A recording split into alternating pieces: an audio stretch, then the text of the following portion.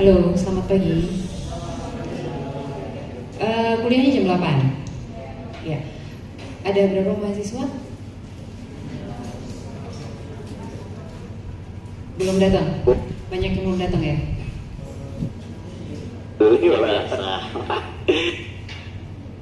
Siapa itu?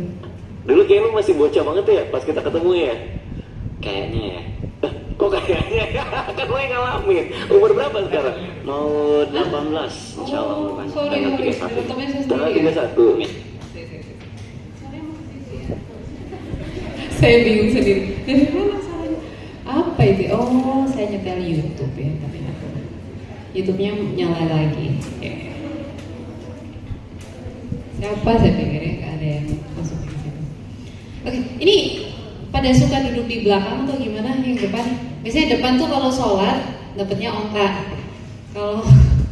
Kalau kuliah biasanya yang bagian jadi apa nih? Yang pintar-pintar yang di depan. Ya.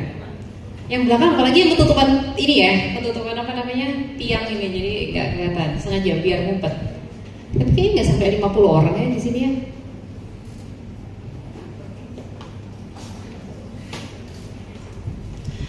Oke, kenalan dulu aja ya sambil menunggu teman-teman yang baru datang. Kok malah ini saya bingung. Gimana sih, Ra? Boleh ada yang bantu saya? Oh, sudah. Sudah ya? Oke, saya berdiri tapi kalau capek nanti saya duduk ya. Ada pointer? Gak ada ya? Ya udah, nggak usah apa-apa. Berarti saya nggak boleh jauh-jauh dari laptop. Oke, selamat pagi. Boleh yang belakang tutup pintunya? Biar suaranya nggak keluar ya. Selamat pagi, assalamualaikum warahmatullahi wabarakatuh. Oke, ini adik-adik dari Fakultas Kedokteran Gigi ya. Semester berapa? 5. Jadi kenalan dulu. Saya Dr. Dea Rika. Kalian boleh panggil Dr. Dea. Saya dari FK. Jadi memang bukan dosen kalian ya, makanya kita nggak pernah ketemu juga. Saya dari FK, untuk home base-nya di FK saya di parasitologi. Cuma saya spesialisnya patologi klinik, jadi juga membantu di patologi klinik. Kemarin dari FKG meminta untuk memberikan kuliah ya mengenai pemeriksaan lab. Jadi saya yang diminta untuk mewakili ya. Dari semester 5, kalian kok semester berapa ya? 7 atau 8? Setelah kelar semester 8 7 sarjana kedokteran giginya 7 semester berarti. Oke. Koasnya berapa tahun? Koasnya kan ini ya, kalau gigi kan banyak faktor yang menentukan ya, karena ada target capaian tuh ya. Kalau anak kedokteran kan ya udah muter di departemen ini 2 bulan ya udah 2 bulan itu gitu. Oke. Jadi sebetulnya untuk materi kuliah yang diminta itu mengenai pemeriksaan darah dan saliva. Cuman untuk di laboratorium sendiri pemeriksaan paling banyak kita spesimen pasti pakai darah. Kemudian saliva itu nggak banyak sebetulnya, tapi karena mungkin dikaitkan dengan kalian yang kuliahnya terkait sama gigi gitu ya, akan tetap disinggung tentang pemeriksaan saliva. Tapi di sini untuk rumah sakit tipe A di Malang di RSSA kita juga nggak ada sih pemeriksaan yang basicnya menggunakan saliva. Untuk kedokteran gigi sendiri, sebetulnya pemeriksaan lab itu selama tidak ada penjulit macam-macam jangan dilakukan ya. Ya enggak ya? Kan kalau misalnya memang masalahnya cuma di gigi ya sudah ya, yang diuplek-uplek ya di sekitar mulut itu. Kecuali memang dia ada komorbid yang lain, misalnya pasien hemofili gitu-gitu ya, atau apa sih penyakit-penyakit atau infeksi mungkin yang membutuhkan pemeriksaan tambahan gitu untuk memastikan diagnosisnya. Jadi di sini nanti akan saya ceritakan sedikit mengenai laboratorium secara umum, karena kita tenaga kesehatan mau tidak mau memang pasti akan bersinggungan dengan lab, ya.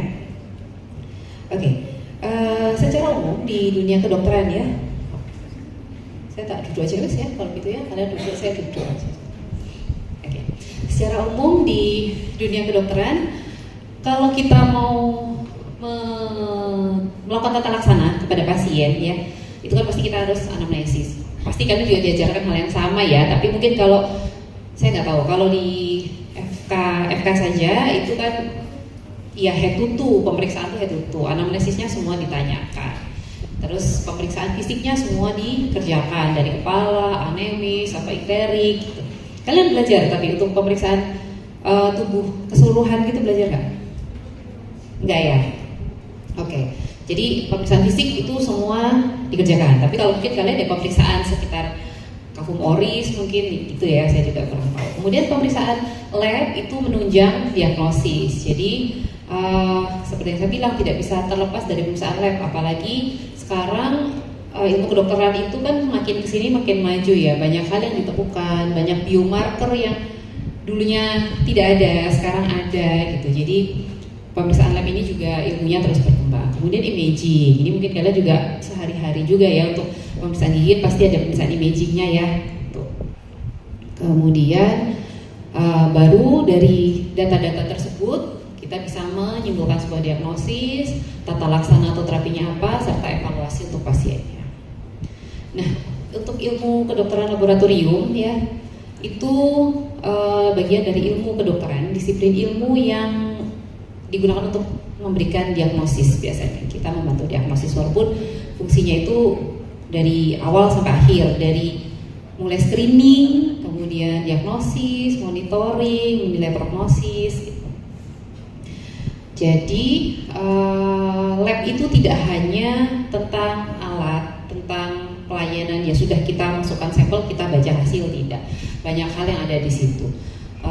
Jadi bukan hanya soal angka-angka, tapi bagaimana angka yang muncul itu kita pastikan hasilnya benar, baik alatnya yang benar, sampelnya benar, kemudian pencatatannya benar, dan perlu dikomunikasikan juga dengan semua bagian. Jadi kan nggak mungkin hasil lab keluar ya sudah keluar, tapi kan nanti klinisi akan membaca. Misalnya kalian sebagai klinisi akan baca, oh pasien ini HB-nya sekian, pasien ini fungsi faal hemostasisnya memanjang sekali, jadi nggak boleh ada perdarahan. Kalau ada perdarahan nanti menghentikannya susah. Kemudian juga komunikasi ke perawat, ke analis laboratorium, jadi melibatkan banyak pihak. Kemudian untuk lab sendiri selain untuk pelayanan, tentu saja juga untuk penelitian ya. Kalau kalian di sini suka jadi peneliti, ya akan erat, sangat berkaitan erat sama penelitian gitu. Nge-lab ya pasti basic-basicnya kan juga harus pegang ya. Even kayak cuman bagaimana cara pipetting. Kalian ada praktikum-praktikum di lab gitu? Ada ya, pipetting gitu kan. Kalau orang tidak biasa melakukan pipetting juga, cara menekan pipetnya saja itu satu orang dengan orang lain ketika nggak sama ya nanti yang keluar yang terukur berbeda. Misalnya kalian mau bikin penelitian nih ya, konteksnya bukan sebagai pelayanan, penelitian mengerjakan ELISA. Tahu ya ELISA ya? Imunologi udah dapat? Sudah ya. Nah, semester berapa dapat imun? Dulu 1. Oke, ya. Jadi kalau kita masukkan volume sampel, volume reagen ini kan kecil sekali. Nah itu kalau memang skillnya nggak sesuai nanti bisa berubah, mempengaruhi hasil, gitu ya, untuk penelitian seperti itu. Kemudian di lab sendiri itu perlu ada interaksi tadi ya dengan departemen lain untuk memastikan hasil itu benar. Kenapa difoto sih? Tak kasih nanti slide-nya ya. Daripada kalau zaman sekarang kan anak-anak jarang ada yang nulis ya. Siapa yang di sini yang masih nulis? Oh, ada tuh yang masih nulis di buku ya. Saya mengapresiasi orang yang masih nulis di buku gitu karena sebenarnya retensi itu lebih bagus, tapi nulis sebenarnya bisa tablet. Cuman kayak tulisan tangan sendiri itu tuh lebih harusnya sih lebih. Kalau di tablet kan kadang bisa copy tinggal di stabilo gitu. Ya, tadi sih ngomong apa ya? Oh ya, jadi tadi saya lihat kok yang diangkat tuh tablet semua gitu loh. Kalau zaman saya dulu masih HP ya, nggak kelihatan gitu. Tadi ada beberapa tablet keangkat gitu kan, tampak mata sekali. Oke, jadi nanti slide-nya saya kasih ya ke yang WA siapa ininya? Azrilnya belum datang. Loh, ya apa ya? Anak sekarang ini ya, kalau kuliah jam 8 datangnya jam berapa? 8.15. Untung ya kalian bukan mahasiswa saya. Kalau mahasiswa saya telat 1 menit tak tambah tugas 1 biar makin pintar. Oke. Ya, tadi saya ngomong apa? Lupa. Oke, jadi interaksi antara semua yang terlibat dalam tata laksana pasien itu penting ya. Jadi lab itu tidak bisa menjadi entitas tersendiri. Kemudian ya tujuannya kita sebagai tenaga kesehatan ya kesembuhan pasien kan. Pasien bisa ditata laksana dengan baik, apapun kondisi komorbidnya. Jadi misalnya pasien gigi dengan segala macam kondisinya itu ya kita bisa tata laksana dengan baik dan yang puas nggak cuman pasiennya tapi dokternya juga gitu kalau pasiennya itu sembuh ya. Kemudian untuk lab sendiri itu memang kami kalau kerja di lab itu sedikit banyak tidak bisa benar-benar kayak dokter secara umum. Jadi kalau misalnya kan saya nih ya dokter dulu ketika dokter umum gitu, dokter umum atau dokter klinisi itu kalau ngobatin pasien ya udah pasiennya berobat nih atau kita visit pasien di ruangan, kita nggak akan mikir dari pasien ini saya dapat berapa, saya harus punya berapa pasien untuk dapat segini, enggak. Tapi kalau lab mau tidak mau kita harus mikirin itu. Jadi misalnya kita menyediakan alat di lab, kita harus hitung jumlah pasien kita sebulan berapa, kita pakai alat ini cost per tesnya berapa, terus kita rugi nggak gitu, karena itu nanti mempengaruhi kehidupan rumah sakitnya ya kan. Kalau kita pakai alat yang besar canggih pasiennya sedikit kosnya banyak, yang rugi siapa? Rumah sakit gitu ya. Jadi mungkin kalau di antara kalian nanti akan ada yang suka di struktural misalnya di manajemen mikirin hal-hal seperti itu. Tetapi memang lab itu ya bukan berarti ini tentang untung rugi, tentang bisnis, enggak. Tetap kita harus memikirkan bahwa ya ini tetap untuk pasien, tapi memang faktor itu harus dipikirkan gitu ya. Kemudian dari American Society itu for Clinical Laboratory Science menyebutkan bahwa lab result itu penting untuk prevensi, diagnosis, prognosis, dan tata laksana ya. Nah, terdiri dari apa saja sih untuk ilmu laboratorium itu? Banyak sebetulnya. Jadi tidak hanya darah dan urin, tapi darah dan saliva saja, karena tadi saya diminta judulnya itu ya, makanya saya sampaikan secara umum. Jadi banyak, mulai dari kimia klinik, contohnya misalnya pemeriksaan glukosa, pemeriksaan SGOT, SGBT, albumin, bilirubin, ureum-kreatinin gitu ya. Kemudian ada pemeriksaan urin dan cairan tubuh yang lain, baik cairan pleura, cairan asites, cairan sendi, termasuk saliva gitu, serta pemeriksaan imunologi. Kemudian yang rutin dilakukan pemeriksaan hematologi, serta yang terkait sama hematologi juga adalah ilmu transfusi ya, transfusion medicine. Kemudian ada pemeriksaan mikrobiologi, parasitologi, itu juga bagian dari lab, dan genetik. Tapi genetik juga kalau di Malang ya nggak ada. Jadi lab itu luas, sebetulnya cakupannya itu luas. Ya ini kurang lebih sama ya seperti tadi. Sebenarnya saya nggak banyak kok, jadi tenang aja ya. Nanti kalau ada yang datang jam 9 ketinggalan. Ada nggak yang datang jam 9 tadi? Kita lihat ya. Nggak tahu ya, karena itu gen apa sih? Generasi apa nih? Gen Z ya. Mungkin gap umurnya sudah agak terlalu jauh gitu ya. Jadi saya kayak lihat, oh anak-anak ini kok sesantai itu ya kalau telat dulu. Kalau saya takut loh, kalau telat masuk akan datang minta maaf sama dosen gitu, telat kenapa gitu ya. Tapi kalau anak sekarang kayak nggak apa-apa, saya masih ngapain. Jadi ya itu ya, saya nggak, karena bukan hak saya juga di sini. Tapi kalau saya sih di FK, saya akan bikin dulu kontrak perkuliahan di depan gitu, kontrak perkuliahan di depan, semua setuju. Kalau tidak setuju boleh gitu, sampaikan argumennya gitu. Jadi biar nggak terganggu, karena sebetulnya dari segi kenyamanan aja sih ya. Saya kalau ngajar terus juga ada keluar masuk tiba-tiba masuk itu kan terdistraksi. Oke, kemudian balik lagi peran pemeriksaan laboratorium. Jadi pemeriksaan laboratorium itu mulai dari awal banget, tadi ada screening. Screening itu untuk apa? Untuk mendeteksi penyakit-penyakit yang secara klinis nggak muncul. Misalnya pasien diabetes, pasien kencing manis kan nggak kelihatan ya, kecuali sudah berat gitu. Jadi mungkin kalian atau orang tua kalian ada yang general check up ke dokter, ke lab. Oh ternyata baru ketahuan, oh gula darahnya agak naik. Oh ininya naik, ininya turun. Untuk screening kita untuk tahu penyakitnya apa. Atau apa ya? Misalnya pasien dengan hipertensi juga gitu kan. Selama tensinya nggak tinggi sekali, orangnya ya sudah biasa ambulatori aja, biasa jalan-jalan. Tapi kita pengen tahu fungsi ginjalnya seperti apa kan. Tensi itu pengaruhnya nantinya tensi, kemudian gula itu kan pengaruhnya ke ginjal ya. Kita pengen tahu ginjalnya seperti apa, kita periksa fungsi ginjal, periksa ureum kreatinin.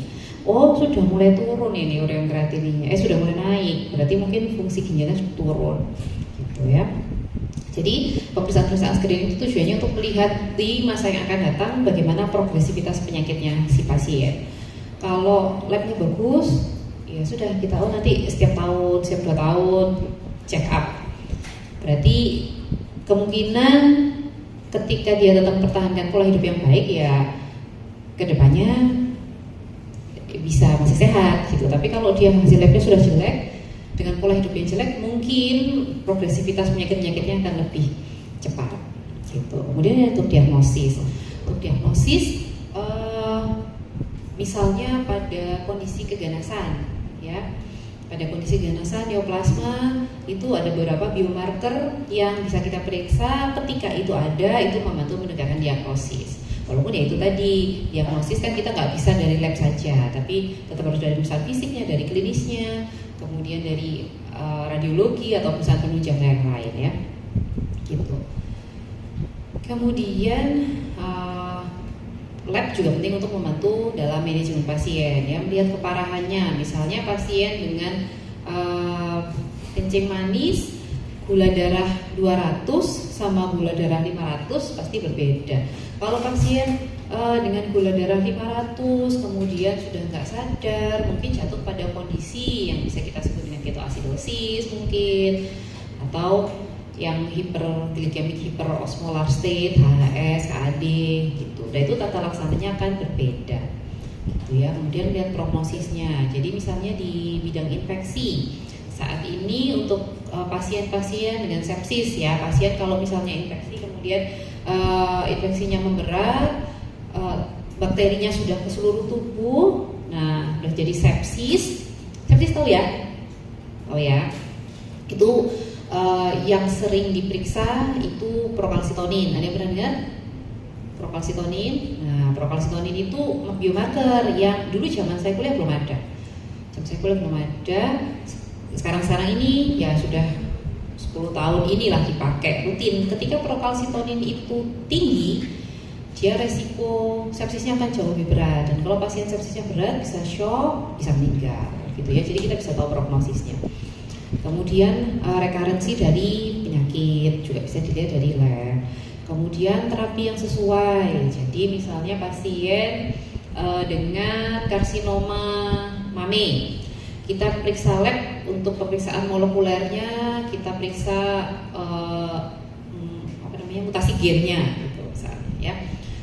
Gen-gennya kalau pada kondisi tertentu, oh ini nggak respon sama terapi kemo yang ini. Tapi kalau dia masih mutasinya nggak terlalu berat, masih respon terhadap obat yang ini, gitu ya. Di lab itu juga bisa menentukan terapi.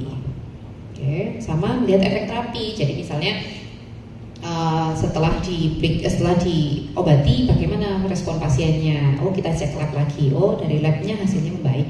Oh ya, berarti ada respon ya. Jadi pemeriksaan lab itu selain untuk secara klinis ke pasien ya, untuk diagnosis, progresi penyakit, terapi, screening, lihat komplikasi, tapi bisa juga untuk penelitian ya, kemudian untuk pendidikan gitu ya, kemudian untuk melihat status gizi juga bisa. Misalnya anak-anak yang gizi buruk gitu, anak-anak gizi buruk kita lihat albuminnya rendah misalnya, kemudian kadar-kadar vitaminnya kita bisa periksa. Anak-anak yang vitamin D misalnya, kalsium kita periksa gitu. Itu kan semuanya memang tergantung lab ya. Nah, spesimen biologi itu banyak sekali ya, spesimen yang digunakan di lab itu banyak. Yang paling banyak memang darah. Jadi darah itu sampai saat ini menjadi spesimen utama yang digunakan di lab karena banyak parameter yang bisa kita temukan di darah dan bisa merepresentasikan kondisi dari pasien. Tuh, jadi baik darah yang whole blood-nya, serumnya atau plasmanya ya. Kemudian ada urin. Urin itu gampang ngambilnya, tidak sakit, ya kan ya, kan gampang. Kalian waktu maba kan periksa kesehatan ya kayaknya ya, di mana RSUD? Oh, ada CSA, cek kesehatannya waktu CSA. Nah, kenapa? Ya udah nggak apa-apa, mau di RSUD, di RSSA, di RSCM ya. Kemudian urin itu kan gampang, tapi memang cara pengambilannya tricky. Jadi waktu itu kalian pasti dikasih tahu ya, ngambilnya yang pancaran tengah. Dikasih tahu nggak cara ngambilnya waktu mau? Oh enggak, sama analisnya sama enggak. Oh ya, harusnya kasih tahu ya. Jadi yang betul adalah urin pancaran tengah. Urin pancaran tengah itu yang seperti apa? Ketika pertama kali keluar jangan ditampung dulu. Jangan ditampung dulu, terus habis itu biarkan keluar, terus ambil yang tengah. Ya bayangin selama pancaran itu ambil yang porsi tengahnya, gitulah ya. Paham kan ya? Kenapa? Karena kalau kita ngambil urin awal masuk itu biasanya masih banyak kontaminan, kan banyak bakteri sekitar itu, di sekitar orificium uretranya, kemudian epitel-epitelnya juga terlalu banyak, jadi kurang representatif. Jadi biasanya sih harusnya diedukasi untuk mengambil urin pancaran tengah. Kemudian cairan cerebrospinal. Jadi kalau pasien dengan kelainan di neurologis, kita mau periksa apakah ada infeksi, apakah ada apalagi keganasan, sel ganas, kita ambil cairan cerebrospinal, biasanya pakai lumbal fungsi, gitu ya, diambil di sini ya, di vertebrae sini ya. Itu biasanya mengerjakan orang neurologi. Kemudian cairan amnion, ya bisa juga kita periksa cairan amnion. Ya, sebentar.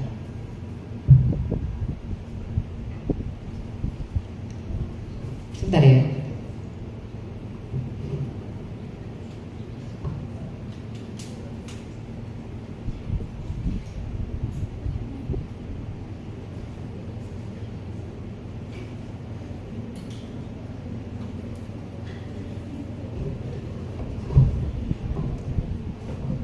Kemudian cairan duodenum, aspiran duodenum bisa juga mungkin dilakukan pas endoskopi misalnya ya. Kemudian cairan dari gaster atau batu empedu, batu ginjal. Jadi ketika memang ada keluhan, ada batu yang mengarah pada batu, ya bisa dari situ dianalisis.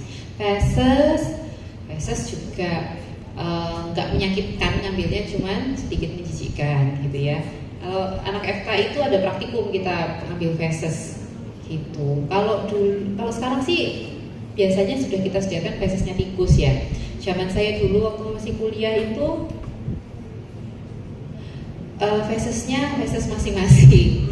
Jadi mungkin ya gitu ya, sudah beda zaman. Sekarang kan lebih nggak tega lah dengan. Sekarang tuh baik loh. Benar, dulu zaman saya dulu itu tuh tiket masuk kalau praktikum parasit. Jadi kita mau periksa parasit usus kan, tiketnya adalah bawa feses sendiri-sendiri gitu. Jadi waktu saya kan ngekos ya, saya ngekos, terus habis itu satu kos tuh cewek-cewek semua, ya itu pagi-pagi heboh lah, ada yang berasa kamu tadi gimana ngambilnya gitu. Ya wah, duduknya agak maju sedikit ya gitu, biar nggak langsung nyemplung gitu ya deh. Terus nah itu heboh lah pokoknya. Terus ada satu orang temennya agak pinter, cowok, dia bawa agak banyak, terus dijual. Nah, orang-orang yang nggak mau ngambil fesesnya sendiri kan ya misalnya 20.000 itu kan lumayan ya, kalau berapa orangnya butuhnya cuma seujung jari aja gitu.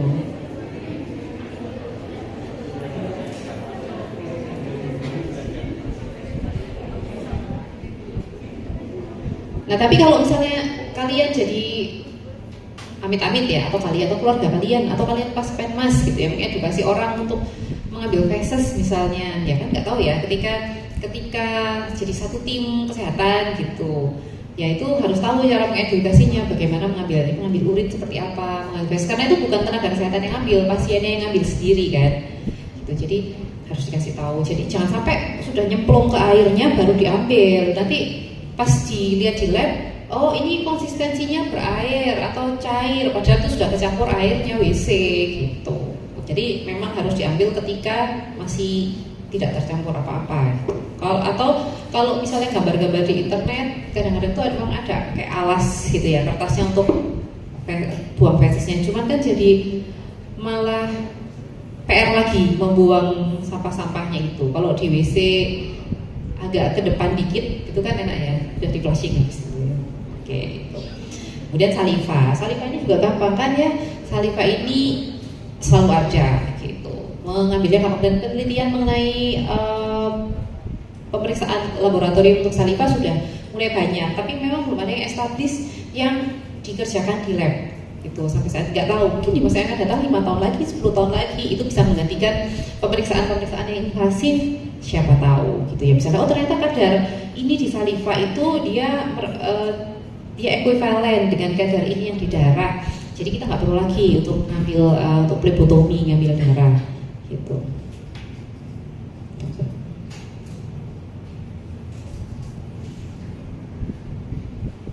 Bentar ya, ini loh, mobil saya tadi bocor, jadi nitip ditambalkan. Kemudian cairan sinovial itu cairan sendi, ya cairan sendi itu kalau misalnya pada kondisi-kondisi misalnya pasien artritis atau artritis yang karena bakterial itu diambil dari cairan sendinya. Biasanya dokter penyakit dalam yang mengerjakan.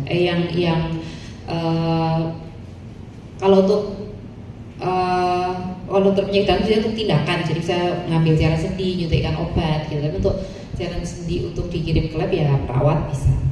Kemudian spesimen jaringan, jadi misalnya pasien dengan luka, misalnya ada ulkus, ada keganasan yang ada di kulit gitu ya, itu jaringan bisa diambil. Atau pasien ya di jaringan dalam juga bisa spesimen jaringannya diambil. Biasanya kalau yang mengerjakan spesimen jaringan itu kalau untuk histopatologinya berarti di laboratorium patologi anatomi ya.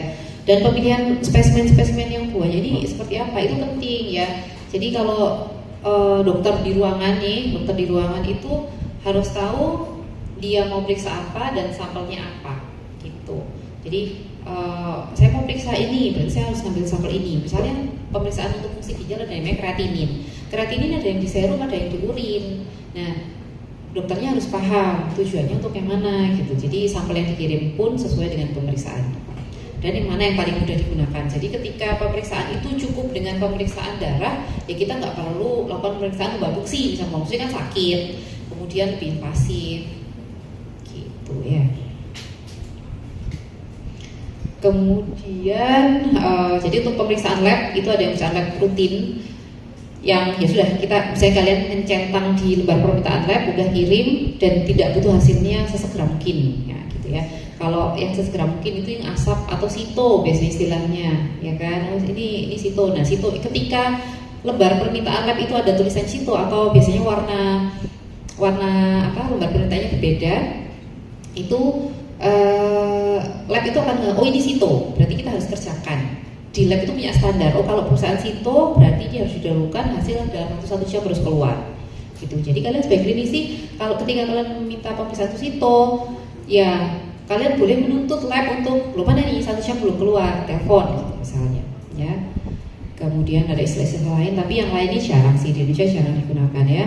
Antara biasanya yang biasa atau yang sito. Atau misalnya perusahaan gas darah itu otomatis disitukan, bukan karena hasilnya kita minta cepat, tapi karena gas darah itu harus diperiksa sesegera mungkin biar hasilnya itu akurat. Tuh, biasa setengah jam harus sudah jadi. Kemudian ada PP, PC, atau ya kalau kalian ngeresepin obat kan ya, AC, PC apa tuh? Hah? AC apa AC? Obat, ya kan kita dulu pernah belajar nulis atau? Ya kan? Apa? 3DD1 PC. Iya, selamat makan. Apa tuh singkatannya? Ayo. Hah? Poskunam. Kalau AC? Antegunam ya. Kalau PP itu postprandial ya. Biasanya yang menggunakan PP itu gula darah.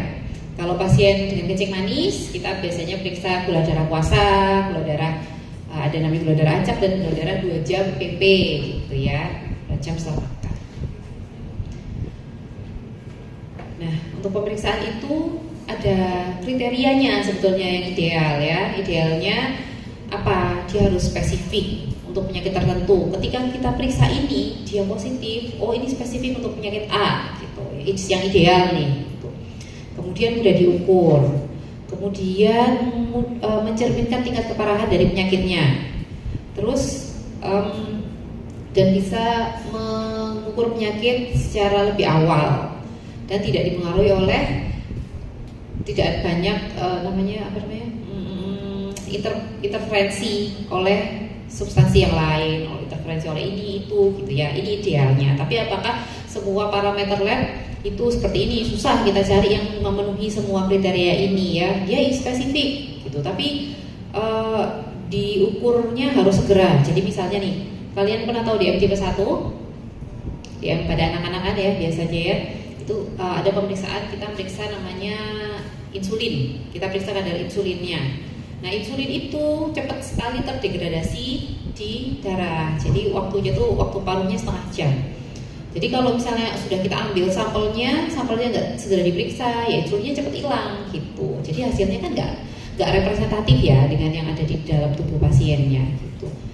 Jadi itu spesifik sebetulnya gitu. Oh insulinnya rendah, memang kadar insulinnya itu sangat minimal. Makanya pasien ini ya wajar ya tipe 1 dia butuh insulin dari luar.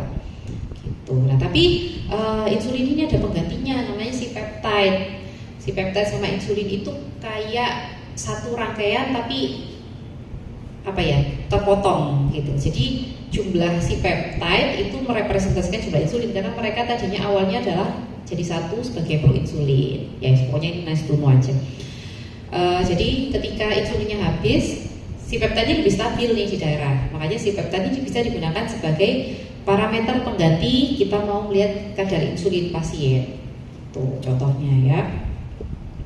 Kemudian contohnya yang misalnya pemeriksaan darah lengkap nih yang sehari-hari, kita bisa tahu pasien ini anemia. Itu kan gampang, pemeriksaannya mudah dilakukan, pemeriksaannya murah gitu. Tapi kita nggak bisa tahu anemianya HB-nya 6. 6-nya kenapa? Apakah perdarahan? Apakah pasiennya infeksi kronis? Apakah pasiennya misalnya talasemi, defisiensi Fe, banyak sekali penyebab anemianya gitu. Jadi makanya kita nggak bisa patokan pada 1-2 aja. Kita kadang menggabungkan beberapa data. Tapi memang kendalanya saat ini kalau zaman dulu belum ada BPJS lebih jadi di rumah sakit itu dokter tuh saya mau periksa ini berapapun yang diminta sama dokternya itu akan zaman dulu kan askes ya udah diklaim askes. Kalau sekarang kan nggak ya, ada plafonnya. Untuk penyakit denggi rawat inap 3 hari, plafonnya sekian juta gitu. Jadi harus mikir lagi nih nakesnya, untuk pemeriksaan lab, perawatan, kamar, dokter, tindakan itu nggak boleh lebih dari 5 juta misalnya. Itu kan berarti harus mikir-mikir lagi efisiensi, semua yang poin-poin yang harus dikerjakan itu harus dipikir lagi. Terus misalnya di poli, pemeriksaan pasien untuk labnya sehari tidak boleh lebih dari 500.000, padahal pasien butuh ini banyak gitu ya. Jadi memang ilmu BPJS itu kalian dikasih nggak kuliah? Itu berarti ya kalian harus belajar sendiri ya. Tapi ya tadi kalau misalnya kalian memang berpraktek sebagai dokter gigi swasta sih nggak masalah ya, tidak akan mikir itu gitu. Tapi kalau nanti jadi kerja di institusi pemerintah yang menggunakan BPJS harus mikir, misalnya nggak bisa melakukan tindakan lebih dari sekian gigi gitu ya, jadi pasien harus balik lagi kayak gitu kan. Itu harus memang mau nggak mau kita harus belajar soal itu, belajar soal ngitung gitu. Misalnya pemeriksaan radiologi, nggak boleh, radiologinya nggak boleh langsung banyak, dicicil gitu. Jadi ya harus bikin rujukan lagi segala macam kayak gitulah ya. Jadi ternyata banyak hal yang harus kita pelajari di luar keilmuan yang jurusan kita ambil. Ya apalagi yang nanti yang mau di manajemen, ada yang suka manajemen nggak di sini? Hah? Belum tahu ya. Biasanya nanti kecemplung. Kalau manajemen itu bisa kecemplung. Begitu kalian masuk di rumah sakit, terus terpaksa untuk nggak ada orang gitu. Udah dokter gigi tapi ngurusi logistik gitu ya. Akhirnya bantu ngurusi logistik segala macam ya. Kemudian pemeriksaan tertentu memiliki, nah itu tadi seperti yang saya sampaikan, dia spesifik. Misalnya kalau pada pasien jantung ada namanya troponin I. Troponin I itu untuk pasien jantung. Memang kalau troponin I ini naik, ya benar dia ada serangan jantung, ada myocardial infarct gitu. Karena kenapa? Ya memang dia cuma ada terutama di otot jantung, kecil sekali di bagian tubuh yang lain gitu ya. Dan begitu sel jantung mati dia akan dirilis. Kemudian contoh pemeriksaan yang nggak spesifik apa? Nah itu tadi kayak DL ya, anemia, ada HB. Terus contoh lagi pH. Kalau kita periksa analisis gas darah pada pasien-pasien yang kondisinya kritis, nggak sadar, pasien sesak, pasien gangguan ginjal, itu kita periksa semua analisis gas darah. Dari analisis gas darahnya pasiennya asidosis, karena pH-nya kan kalau pH normal tubuh itu 7,35 sampai 7,45 ya. Kalau kurang dari 7,35 kita bilang asidosis. Asidosisnya kenapa? Macam-macam, bisa karena respiratoriknya, bisa karena ginjalnya gitu. Jadi dia tidak spesifik. Dan hasil lab ini bisa bervariasi ya. Variasinya bisa variasi dalam individunya itu atau variasi antar individu. Untuk hasil nilai hemoglobin anak-anak sama dewasa beda. Hasil limfosit misalnya, limfosit anak-anak sama dewasa beda. Misalnya bayi baru lahir, limfosit 13.000 ya nggak apa-apa. Tapi kalau sekalian limfosit 13.000, paling kalian udah demam, udah greges gitu ya. Ternyata infeksi gitu. Kemudian laki-laki dan perempuan juga berbeda. Nilai normalnya beda. Kalau misalnya kalian suatu saat baca hasil lab, ketika jenis kelamin laki-laki sama perempuan tuh nilai normalnya dibedakan. Ras tentu saja berbeda, genetik juga bisa menyebabkan variasi. Kemudian status kesehatan ya juga bisa mempengaruhi ya. Kemudian variasi intraindividual. Jadi misalnya periksa sekarang sama periksa minggu depan dengan diet yang berbeda mungkin hasilnya beda. Atau periksa apa yang belakang tangan? Enggak. Enggak ya. Kemeng nulis. Oke. Jadi kalian saat ini pola makannya jelek gitu ya, periksa kolesterolnya 200 misalnya. Tapi habis itu kolesterol saya jelek, saya tak jaga pola makan gitu. Udah terus 2 bulan 3 bulan lagi periksa udah bagus gitu. Berarti diet mempengaruhi. Exercise ya, orang-orang yang rajin olahraga. Misalnya olahraganya ini ada ya, anak gym misalnya ya. Exercise gitu. Jadi badannya enggak kelihatan. Ya jadi nge-gymnya terlalu berlebihan nih, nge-gymnya berlebihan, itu juga bisa mempengaruhi. Kreatininnya bisa tinggi, bisa naik, nggak yang tinggi banget, bisa tinggi. Kenapa? Karena kreatinin dipengaruhi otot, gitu ya. Jadi ketika orangnya exercise berlebihan kan otot-ototnya itu akan merilis juga, kreatinin juga udah bisa di otot gitu. Jadi naik juga. Obat-obatan tentu saja ya mempengaruhi. Kemudian pola tidur juga bisa. Pola tidur yang nggak teratur, biasanya kortisolnya juga berpengaruh, hormon-hormon stresnya berpengaruh. Postur tubuh antara tidur sama bangun itu beberapa parameter juga dipengaruhi. Saat pengambilan darah misalnya pagi sama sore itu beberapa parameter hasilnya berbeda. Kemudian pemakai toniket ya, kalau diambil darah kan juga dikasih toniket. Itu ketika toniketnya terlalu ketat misalnya, darah yang rusak lebih banyak, jadi hasilnya bisa berbeda. Selain itu kan tadi kalau variasi individu antar individu itu mempengaruhi sampelnya dan kandungan yang ada di sampelnya pasien ya. Itu kita sebutnya preanalitiknya gitu. Kemudian preanalitik yang lain misalnya transport. Jadi kalau misalnya untuk lab kita harus benar-benar tahu ini transportnya seperti apa. Apakah sampel ini boleh dibawa di suhu ruang atau misalnya kita mau bawa jauh harus pakai es apa enggak, harus misalnya mau disimpan agak lama harus beku atau tidak gitu ya. Terus boleh nggak terpapar cahaya matahari langsung, misalnya kayak pemeriksaan urin, kalau bilirubin sama urobilinogen di urin ketika terpapar matahari dia akan hilang, jadi harusnya positif jadi negatif gitu. Kemudian waktu untuk separasi sel itu juga itu ya intinya bisa mempengaruhi juga untuk ketelitian dari pemeriksaannya itu ya, untuk akurasi ketelitiannya. Kemudian saat waktu sentrifugasinya, kalau sentrifugasinya kurang, belum ngedep sekali, kita mau ambil serum mungkin juga tidak akurat ya, dan penyimpanan juga. Kemudian kalau analytical variation itu di alatnya, jadi alatnya ini harus benar ya. Kalau alatnya sudah menclek, hasilnya nggak bisa dipercaya gitu. Mungkin kalau misalnya kalian baca hasilnya, ini pasiennya mukanya anemis banget gitu, mukanya anemis banget, tapi kok HB-nya mendekati normal, misalnya HB-nya 11, kan kayaknya nggak mungkin.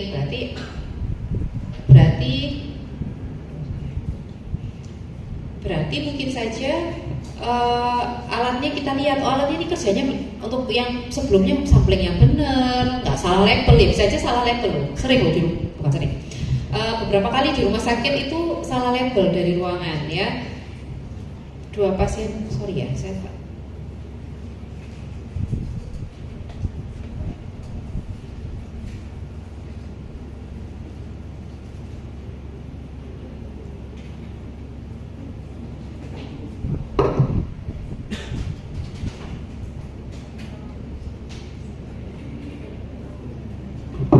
salah label gitu. Jadi misalnya perawat ruangan mau ngambil pasien yang bednya berjejer, tabungnya sudah ditulisin namanya Ani sama Budi, sudah, beda gender ya, apa-apa, Ani sama Budi gitu, jejer. Karena sudah ditulisi, terus dia ngambil sampel, ngantuk nih, terus dimasukkan ke tabungnya, ternyata yang Ani masukkan tabung Budi termasukkan tabungnya Ani. Mungkin itu mungkin terjadi gitu. Kalau untuk lab besar seperti RSSA, sistem labnya itu sudah cukup bagus untuk ketika pasien itu diperiksa lab, hasil lab dia sebelumnya muncul, jadi udah berjejer. Ketika hasil kemarin hasilnya seperti ini, hari ini kok beda banget, itu dari lab bisa ngeh. Tapi kalau labnya nggak ada pencatatan, nggak ada laboratory information system yang bagus, atau lab kecil kan nggak ada ya, nggak ada data yang langsung kelihatan jejer, kadang-kadang bisa miss. Nah itu ya nanti di ruangan mungkin dokternya akan ngerugi apa sih labnya gitu. Nah itu bisa di tracing masalah mana di labnya sudah benar kok, untuk quality controlnya bagus gitu ya, mungkin preanalitiknya ya. Nah jadi kalau analytical variation itu untuk tadi nggak ada ketukar sampelnya nggak salah, tapi mesinnya yang salah gitu. Kita lakukan QC, quality control, harusnya kontrolnya normal sama dia dibaca tinggi. ketika hasil yang normal dibaca tinggi, berarti sampel-sampel yang harusnya anemis dibacanya bisa jadi normal, ya kan? Gitu, kayak gitu. Kemudian post analytical itu misalnya salah ngetik nih, koma nggak ditulis, atau misalnya leukosit harusnya harusnya 5.000 kan 5,0 ya kali biasanya satuannya kali 10 pangkat 3 itu ditulis 5,0 jadi kan 50.000 misalnya kayak gitu masih mungkin terjadi. Kemudian untuk pengambilan sampel ya ini kalian udah sering lihat, udah tahu ya sampel darah diambil seperti apa. Kemudian untuk darah tadi ada yang darah lengkap atau darah yang whole blood yang darah utuh, biasanya untuk pemeriksaan hematologi. Untuk pemeriksaan hematologi pemeriksaan hematologi kita bisa melihat RBC-nya, kemudian WBC-nya, trombosit atau platelet, kita bisa hematokrit, hemoglobin, ya parameter sehari-hari dari pemeriksaan hematologi. Dan jadi untuk pemeriksaan hematologi itu screening awal. Jadi kalau pasien masuk rumah sakit, screening awal itu yang rutin adalah hematologi lengkap sama urin lengkap. Itu yang paling mudah dan murah untuk kemudian kita bisa tahu pelayanannya di mana saja dan bisa mengarahkan meminta pemeriksaan tambahan yang lain. Ya, kalau pemeriksaan hematologi di situ bisa dilihat eritrositnya seperti apa, HB-nya gimana, turun nggak? HB-nya turun karena apa? Karena pasien ini anemia, karena apa? Defisiensi Fe bisa dilihat, karena talasemia sebetulnya bisa juga diperkirakan. Kemudian pasien ini misalnya keganasan gitu ya, pasien datang dengan ya misalnya kaitannya sama kalian sering gusi berdarah gitu ya, anak kecil sering gusi berdarah, terus kadang hipertrofi gingiva gitu, terus diperiksa lab, oh dia ada pansitopenia, tahu ya pansitopenia? Pansitopenia itu anemia, leukopenia, trombositopenia. Jadi 3 parameter utama itu turun semua gitu.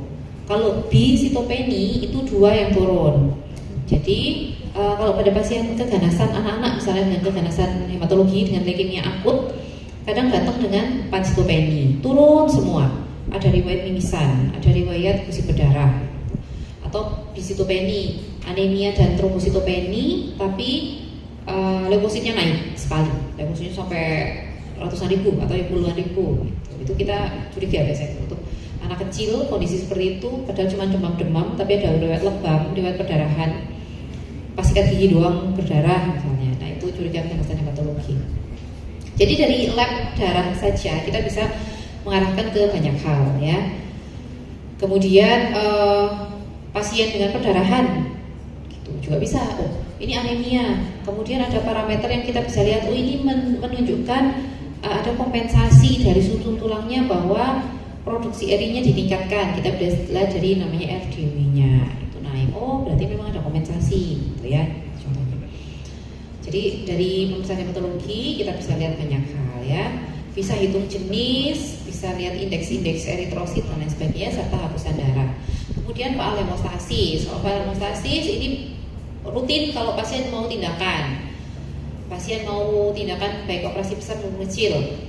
Kalau pasien dengan pemanjangan faal hemostasis berarti kan ada resiko dia ketika dilakukan tindakan dilukai, nanti perdarahannya nggak bisa berhenti, kan berbahaya ya, gitu. Beberapa kasus misalnya anak-anak dengan hemofilia, cuman sunat atau cuman cabut gigi, jadi harus masuk rumah sakit, ya kan? Ternyata baru ketahuan kalau hemofilia. Nah itu kan mungkin ya kalian ketemu ya, nggak anak kecil nih, kan kadang kalau cabut gigi kan ya kompetensi dokter gigi umum toh. Anak saya kemarin juga ini dokter gigi umum, gitu. Karena anak saya tumbuh gigi bawahnya sudah mencungul di belakang, tapi gigi depannya itu masih sangat kokoh di situ, gitu. Ternyata kayaknya kan gimana sih gigi susu itu kan gigi permanen dorong dari bawah ya. Itu kayak dia tumbuhnya ke samping, jadi akar itu masih utuh panjang lancip sampai bawah gitu loh. Itu jadi gak goyang sama sekali. Nah kalau misalnya orang tuanya nggak tahu anak ini ada hemofili, kalian cabut berdarah, gak berhenti. Nah itu kan juga bahaya ya. Tapi memang makanya riwayat keluarga juga harus tanyakan. Misalnya sebelum, bu anak ini pernah ada riwayat kayak luka nggak berhenti nggak, susah berhenti nggak, Kalau kayak gitu kalian harus hati-hati ya, biar gak jadi masalahnya agak panjang gitu. Atau kalau tindakannya agak besar ya memang harus periksa Pak hemostasis. Kalau di klinik biasa kan kita nggak bisa periksa Pak hemostasis ya. Pak hemostasis itu agak mahal. Biasanya yang lebih murah pakai CTBT, clotting time, healing time bisa. Tapi kalau Pak hemostasis alatnya lebih kompleks gitu. Tapi ketika ada pemanjangan dari Pak hemostasis yang APTT sama PPT PowerPoint ya, PTT itu berarti harus dicari tahu sebabnya apa gitu. Kalau kami di lab, misalnya APTT-nya memanjang, kalian belajar kan itu ya, apa kaskade hemostasis primer sekunder itu? Enggak, apa lupa? Masa nggak belajar?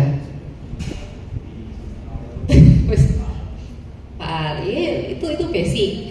Ketika pasien ini memanjang APTT-nya, berarti dia faktor intrinsik. Wah, masih nggak intrinsik? Kalau PT-nya itu ekstrinsik. Misalnya kan pasien ini ternyata defisiensi vitamin K memanjangnya, atau pasien jantung. Pasien dengan jantung, mungkin kalau ada keluarganya, kakeknya gitu ya, minum obat-obatan jantung, biasanya ada yang memanjang. Kalau dia minumnya heparin, dikasihnya heparin, itu biasanya APTT-nya memanjang. Kalau warfarin, PT-nya memanjang. Kayak gitu-gitu. Jadi ada kaitannya obat-obatan sama hasil lab ya. Kemudian periksaan untuk transfusi darah. Jadi kalau pasiennya butuh transfusi dengan perdarahan masif, atau pasien memang dengan leukemia, pasien dengan hemofili. Kalau pasien dengan hemofili itu rutin, anak-anak dengan hemofili itu rutin ke rumah sakit, memang mereka udah biasa dijadwalkan untuk transfusi biasanya gitu. Nah itu harus cek golongan darahnya, kemudian cek resus, ya kan kalian udah pernah ya cek golongan darah, cek resus, kemudian cross match sama home test. Kemudian syarat pengambilan sampel apa? Jadi kalau untuk hematologi biasanya sembarang wes, darah kapanpun boleh ya, nggak usah puasa. Terus diperiksa segera kurang dari 30 menit, dan kalau misalnya disimpan di kulkas bawah di chiller suhu 4 derajat. Tapi memang kalau idealnya ya harus langsung diperiksa ya, maksimal 2 jam. Bisa ada antikoagulannya tergantung jenis tes yang dilakukan. Kemudian dari pemeriksaan hematologi kita bisa lakukan lagi pemeriksaan hapusan darah. Dari hapusan darah kita bisa lihat untuk melihat gambaran dari sel-sel darahnya pasien ya. Nah dari sel darah pasien kita pakai mikroskop, nanti bisa lihat ya. Kalian ada praktikum gini-gini, ada ya? Lihat hapusan darah nggak ya? Nah sendiri ya. Ini ada apa namanya? Eritrositnya ya, terus yang kecil-kecil ini trombositnya, terus ini leukositnya gitu. Ada namanya neutrofil yang bentuknya dia ada segmennya terpisah-pisah, atau yang bentuknya seperti tapal kuda, ini neutrofil. Kemudian basofil ada granulanya kebiruan gitu ya. Kalau eosinofil granulanya kemerahan gitu ya. Kemudian ada limfosit yang ukurannya lebih kecil, kemudian intinya umumnya besar. Kalau monosit selnya besar, intinya seperti kacang atau seperti ginjal gitu. Kemudian ini yang normal. Kalau nggak normal gimana? Nggak normal kalau pada pasien dengan leukemia kronis itu sel-sel darah putihnya banyak. Jadi kalau sel darah putih itu jumlah normalnya adalah 4.000 sampai ini apa saya kok jangan dulu dah setannya. Jangan dulu saya nggak pegang. Ya, jadi normalnya 4.000 sampai 10.000. Jadi ketemunya dalam satu lapang pandang itu nggak banyak. Ini dalam satu lapang pandang bisa sel darah putihnya banyak sekali. Kalau dari hasil hematologi lengkapnya terbacanya misalnya 150.000 leukositnya, gitu. Jadi arahnya ke sini. Atau misalnya infeksi ya, ada malaria. Ada yang dari daerah endemik malaria. Ada yang dari Nusa Tenggara, dari mana? Papua, ada nggak? Kalian paling jauh rumahnya mana? Ada?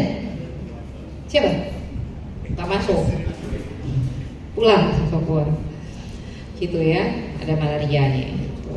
Kemudian ada infeksiosis mononukleosa, reaktif limfosit, gitu ya. Ya, kemudian untuk tadi darahnya yang darah whole blood ya, yang darah keseluruhan utuh. Kemudian darah juga kita bisa pisahkan menjadi plasma dan serum ya. Kalau plasma itu ada antikoagulannya. Jadi ketika darah itu kita sentrifuge, ketika darah kita pisahkan bagian yang sel sama cair, itu ada dua yang mungkin muncul, plasma sama serum. Ya, ada bedanya. Ada bedanya, ada yang tahu? Kalau plasma itu di tabungnya ada antikoagulan. Jadi ketika ada antikoagulan, faktor-faktor koagulasinya itu tidak akan bekerja. Jadi faktor koagulasinya tidak akan bekerja untuk mengkoagulasi dari darahnya itu. Nah, ketika di sentrifuge, faktor koagulasinya masih ada di plasma. Tapi kalau serum, kita memang biarkan faktor koagulasinya itu bekerja. Jadi kita tidak tambahkan antikoagulan, sehingga faktor koagulasinya akan terus bekerja, akan clotting darahnya, jadi terpisah antara yang padat sama yang cairnya, yang supernatanya itu cair. Jadi kalau serum itu tidak ada, sudah tidak ada faktor koagulasinya. Tapi kalau plasma masih ada faktor koagulasi. Jadi kalau memeriksa faal hemostasis, kita butuh tahu faktor koagulasi yang ada di darah pasien, berarti kita gunakan plasma.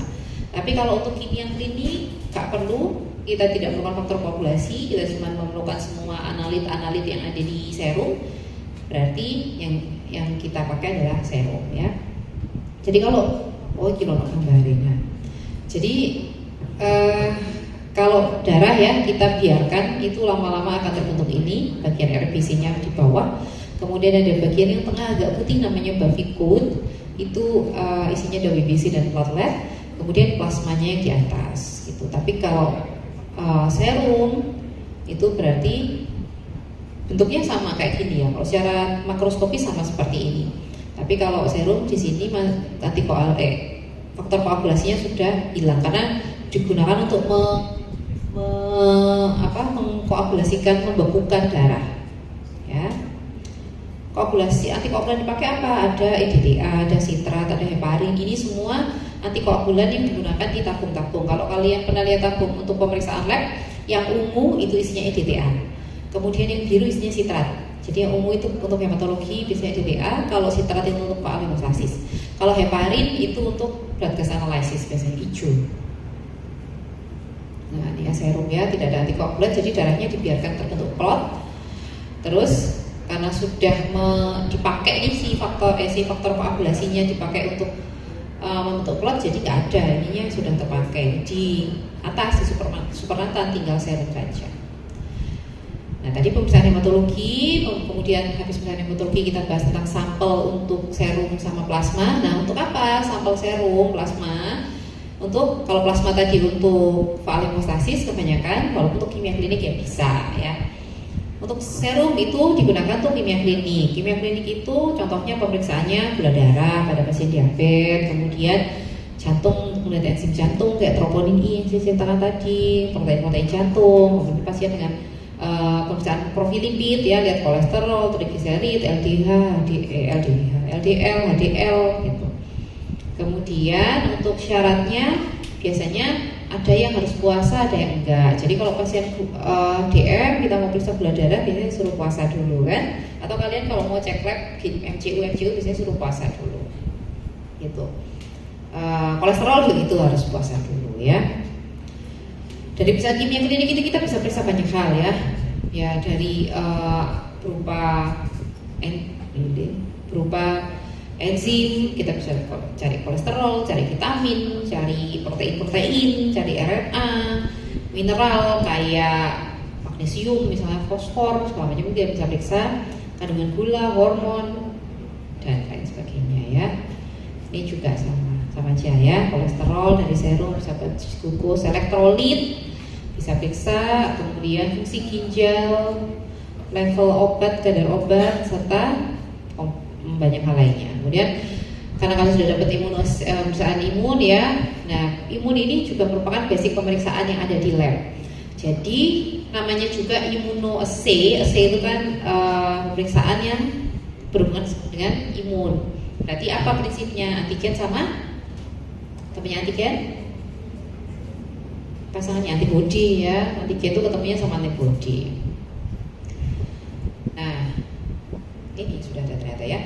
Antibody itu apa? Antibody itu adalah sebuah protein yang dihasilkan tubuh terhadap apapun benda asing yang masuk, mau itu parasit, mikroba, virus, jamur, nah kemudian alergen, ya protein-protein asing itu ketika masuk ke tubuh akan terbentuk antibody, gitu. Nah, benda-benda yang saya sebutkan tadi, baik mikroba, kemudian protein-protein asing itu bisa berfungsi sebagai antigen, ya. Nah, pemeriksaan laboratori yang menggunakan prinsip immunoassay berarti kita gunakan prinsip antigen harus ketemu dengan antibodinya. Prinsip dasarnya itu. Nanti kalau kalian nge-lab juga, kalau untuk tesis, skripsi, kalian ada skripsi kan? Ya, kan skripsinya basicnya lab gitu. Ya kalau kita mau bisa immunoassay, kalian mau pakai ELISA ya basicnya juga antigen antibody ya. Nanti kalian ingat-ingat lagi tuh yang sandwich kah, yang direct, yang indirect, yang kompetitif, itu dibaca lagi. Kemudian ya ini immunoassay, imun respon ya, yang menghasilkan antigen, antibody, kemudian C itu pemeriksaannya. Jadi biasanya pemeriksaan immunoassay-nya yang mana? Banyak. Jadi ketika kita bilang immunoassay ya prinsipnya adalah kita mau ngetemuin antigen dan antibody yang cocok.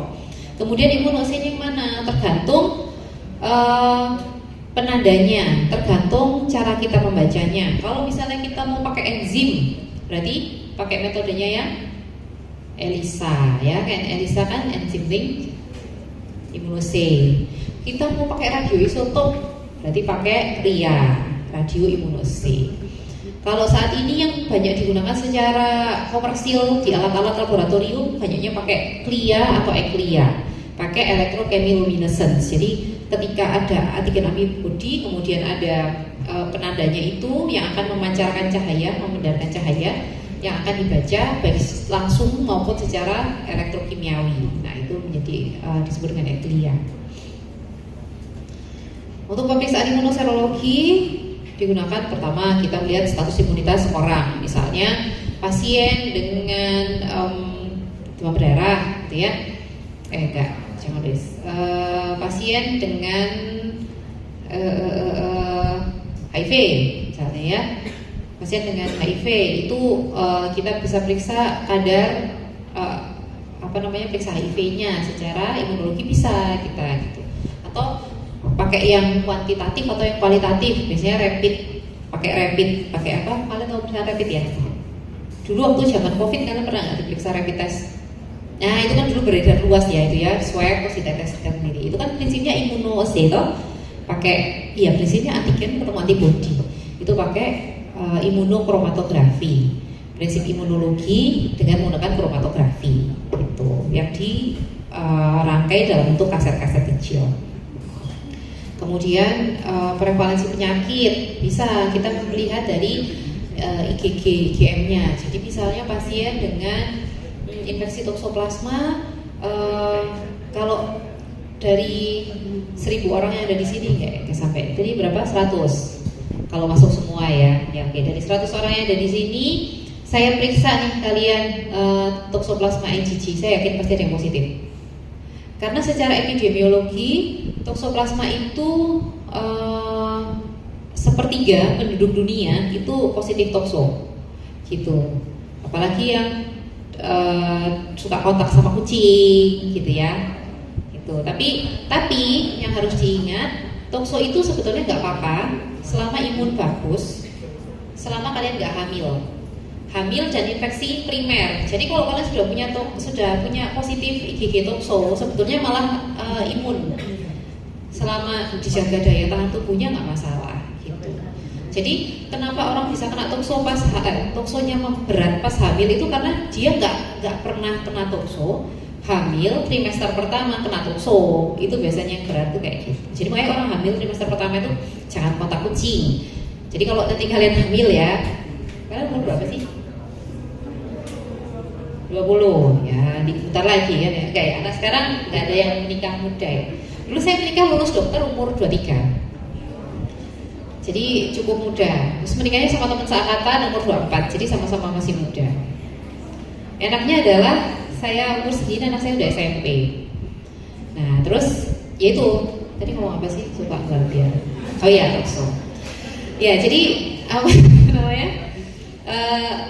Kalau orang hamil itu berarti jangan kontak sama kucing dulu, jangan makan makanan yang mentah, gitu. Jangan makan lalapan, jangan makan daging, sok-sokan makan steak yang rare apa yang mentah, yang apa ya itu? Apa sih? Saya medium rare ya, biasanya medium rare. Nah itu ketahuan ya suka makan steak ya. Nah itu jangan ya kayak gitu. Kemudian imunoserologi kita bisa mengidentifikasi mikroorganisme. Misalnya pasien dengan demam berdarah kita periksa IgM, IgG dengue-nya positif. Oh ya, mungkin ini karena demam dengue-nya. Jadi kita kalau pasien demam berdarah, emang kalian ada pernah kena demam berdarah pasti kan? Kalian nggak akan dicari virusnya di mana kan? Nggak akan diperiksa virusnya ketemu nggak, tapi diperiksa antibodinya. Antibodinya positif, apalagi IgM-nya positif, oh ya benar ini karena demam berdarah gitu ya. Untuk diagnosis jelas, kemudian melihat mikroorganisme sama ya kayak di atas. Kemudian untuk ini nice to know ya, imunologi ada yang label, ada yang non label. Jadi yang label itu tadi yang saya ceritakan ada pakai radiologi, ada pakai fluorescence, ada pakai enzim gitu ya. Atau yang non label itu yang bagaimana yang nggak pakai label tapi bisa kelihatan kasat mata. Jadi ketika ada antigen sama antibodi ketemu, oh dia jadi keruh misalnya.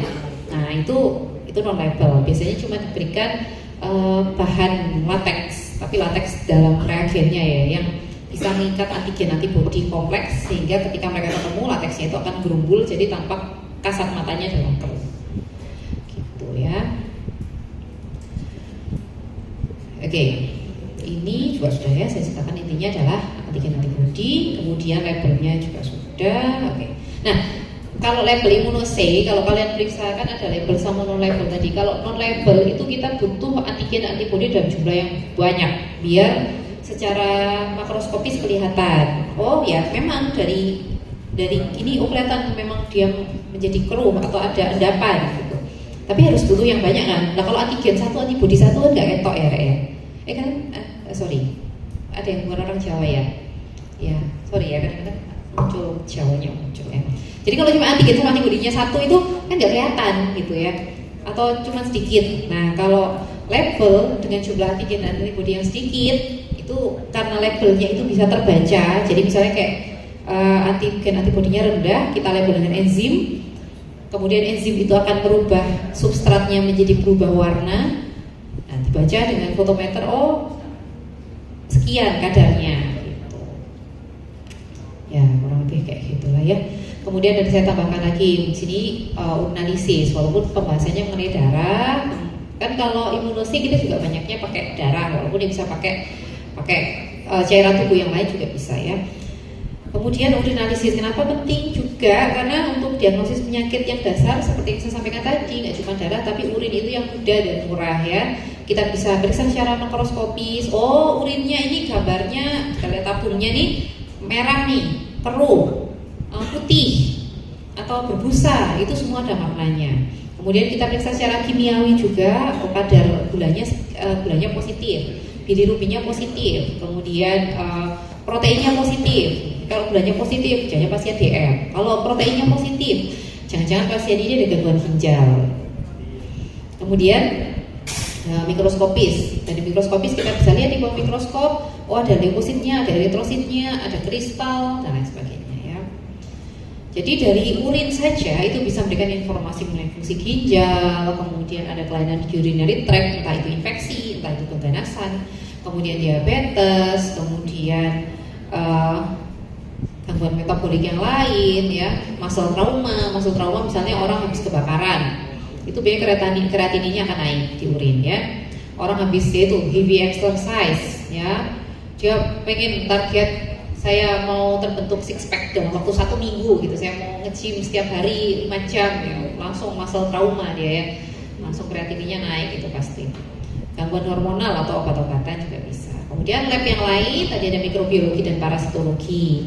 Itu labnya tersendiri karena bidangnya sendiri cukup luas ya, mikrobiologi membahas semua yang terkait sama mikroba, virus, bakteri, jamur.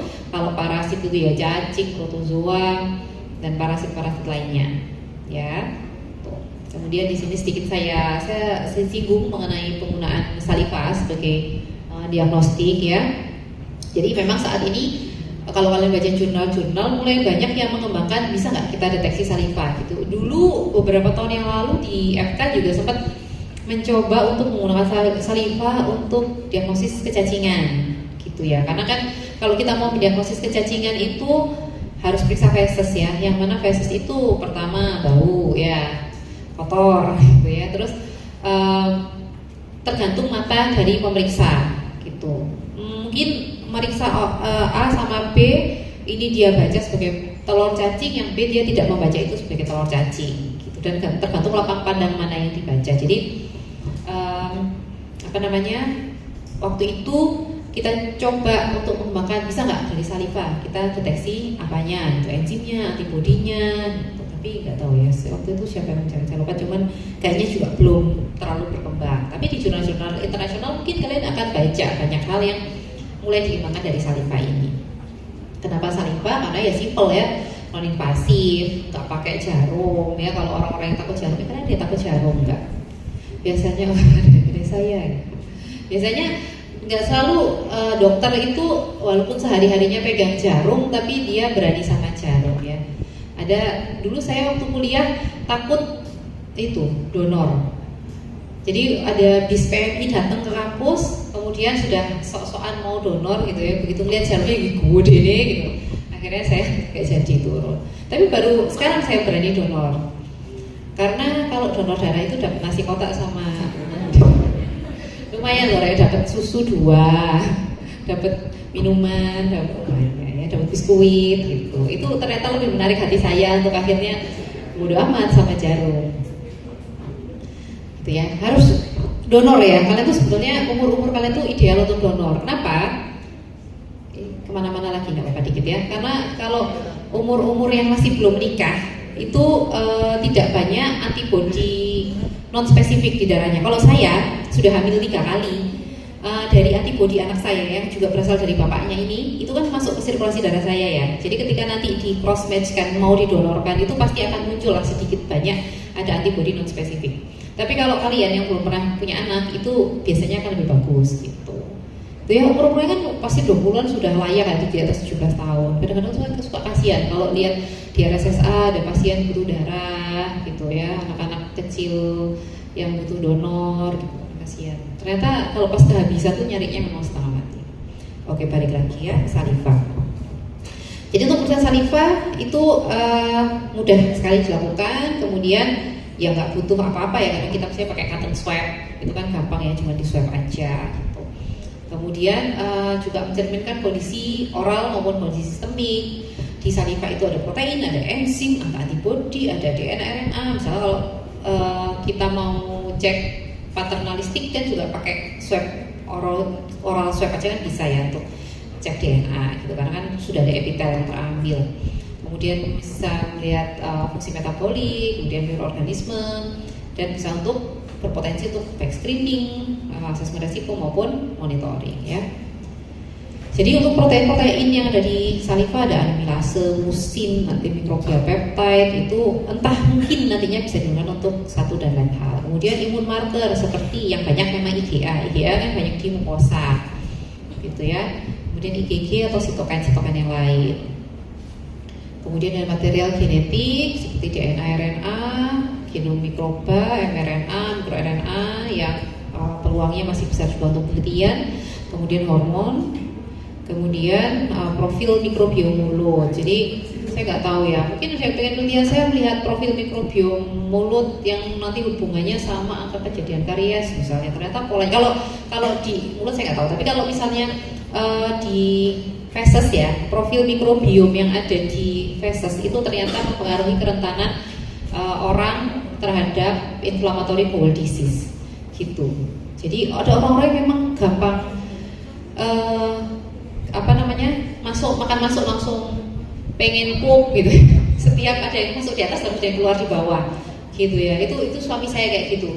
Jadi habis makan nih di mall gitu ya, terus nyari toilet, kan saya gemes ya, kok bisa gitu ya. Mungkin aja memang dia itu IBD dan memang cenderung cair gitu. Nah itu pola mikrobiotanya itu berbeda, dan orang Indonesia itu nggak terlalu parah sih, saya nggak tahu. Itu mungkin ada kaitannya sama di Indonesia infeksi gastrointestinalnya mungkin masih banyak, jadi yang bikin orang Indonesia lebih rentan, lebih kuat ya. Beda sama orang luar negeri yang pola makannya berbeda, jadi flora normal yang ada di usus berbeda.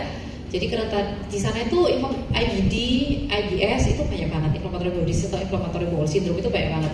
Sampai saya pernah baca jurnal yang ada peneliti yang sempat mau buat jurnal atau penelitian atau cerita saya lupa, yang mencoba untuk mentransplant feses untuk merubah komposisi mikrobiota ususnya.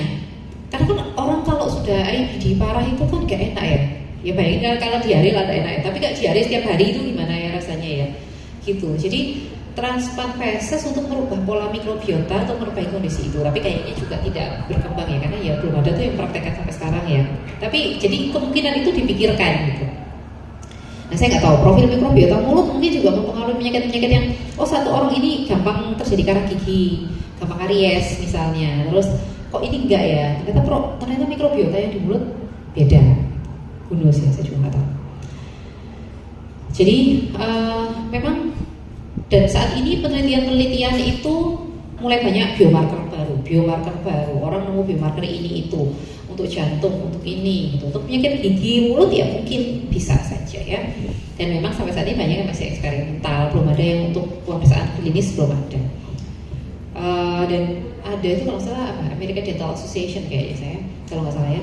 Itu memang belum ada pemeriksaan khusus untuk saliva memang ya, untuk prediksi karies, diagnosis periodontal atau screening yang lain itu memang belum ada.